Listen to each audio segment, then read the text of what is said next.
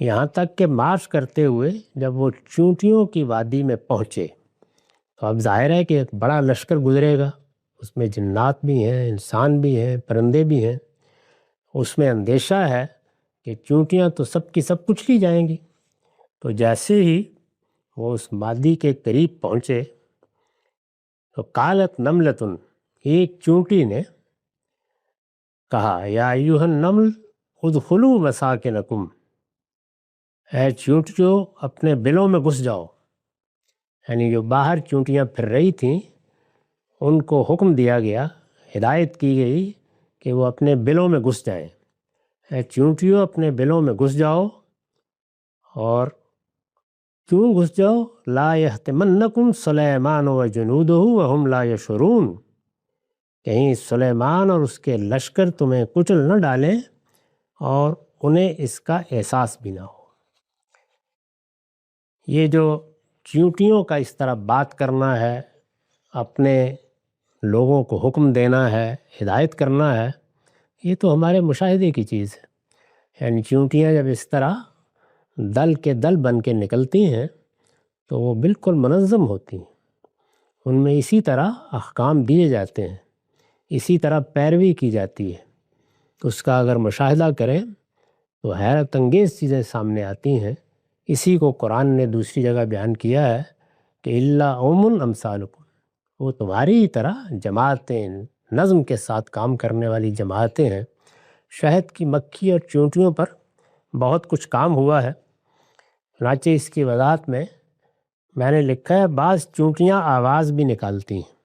یعنی ایک تو یہ ہے کہ اشارات ہیں جس کے ذریعے سے وہ دوسروں کے ساتھ بات کرتی ہیں، لیکن بعض چونٹیوں کا مشاہدہ کیا گیا کہ وہ آواز بھی نکالتی ہیں۔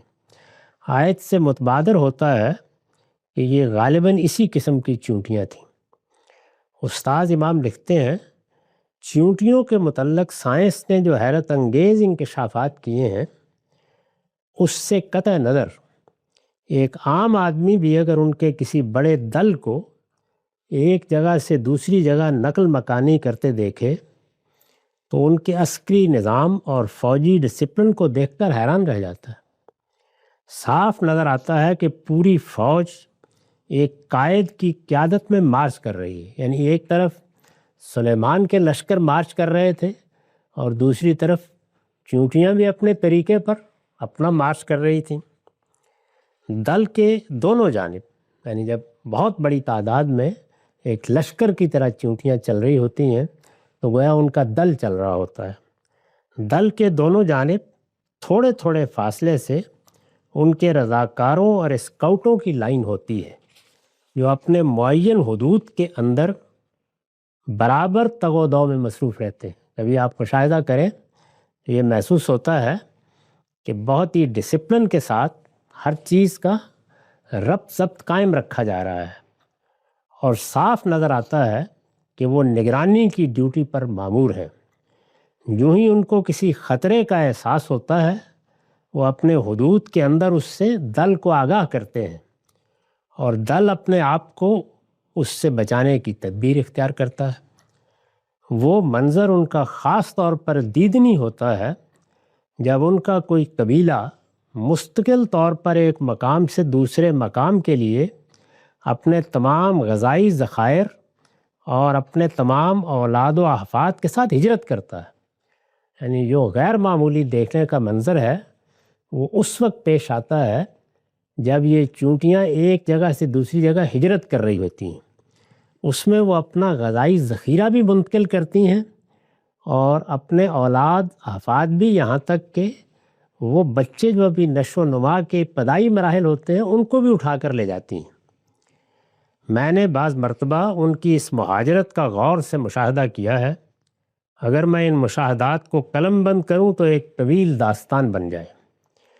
چونٹیوں کے یہ کارنامے تو ہما شما کو بھی نظر آتے ہیں، لیکن سائنسدانوں نے ان کے جن عجائب کا انکشاف کیا ہے ان کے بعد تو اس امر میں کسی شبہ کی گنجائش ہی باقی نہیں رہ گئی کہ وہ بھی جیسا کہ قرآن میں فرمایا گیا ہے ہماری ہی طرح امتیں ہیں۔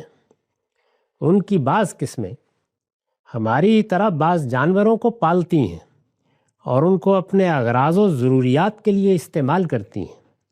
یہ اپنے لیے کھیت بناتی اور ان میں باقاعدہ بیج بوتی ہیں، اور جب فصل تیار ہوتی ہے تو درو کے بعد اس کو تہہ خانوں میں محفوظ کر دیتی ہیں۔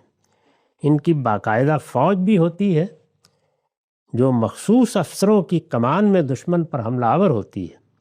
ان کے ہاں تربیت اور ٹریننگ کا باقاعدہ نظام ہے، غرض وہ ساری خصوصیات ان کے اندر بھی پائی جاتی ہیں جو انسانوں کے اندر پائی جاتی ہیں، بس صرف شکل و صورت اور درجہ و مرتبہ کا فرق ہے۔ تو چیونٹیوں کے معاملے میں یہ سائنسی مشاہدات ہے، یہ ہمارے بھی مشاہدات ہیں، اور اگر غور کے ساتھ چیزوں کو دیکھنے کی عادت ہو تو یہ حقیقت ہے کہ محض چیونٹیوں کا اور شہد کی مکھیوں کا مشاہدہ ہی آدمی کو مجبور کر دیتا ہے کہ وہ اس پروردگار کی قدرتوں اور نعمتوں کے سامنے سر جھکا دے۔